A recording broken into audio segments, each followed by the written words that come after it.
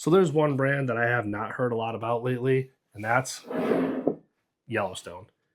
These guys have some awesome single barrel picks that I absolutely enjoy, but there's also a little bit of history y'all may not know about. Now, they are currently owned by the Beam family and Luxco. Yeah, Luxco, we mean Lux Row.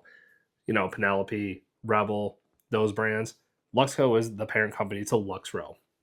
These are absolutely incredible bottles, though. So let's dive into it. We're going to go after this higher proof 119, but this 109 proof is also pretty dang delicious, but that's for a different day. So let's get into it. Yeah, been open for a while. Weak pop. So just like another recent video, this was a single barrel picked by the Wise Old Dog in Connecticut. But this right here, the Cigar and Pour, is absolutely delicious as well.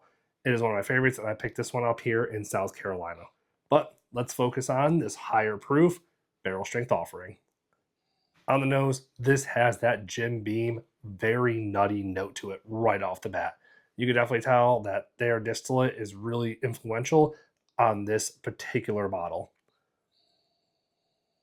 There's a little bit of sweetness on the back end that I really like as well. That it is a little bit more, I want to say like a little bit of a honey note on the back end. So it's a little bit of nutty and a little bit of honey on the back end. But let's see how it tastes. On the palate, this has a very unique but very Jim Beam-like flavor. Now, bear with me here for a moment as I try to describe this, because if you've had your Knob Creeks and your Jim Beams and things like that, you get a very pronounced, very nutty-like flavor, in my opinion. But this one right here has that nutty flavor, but it's a little bit more dull, but in a good way.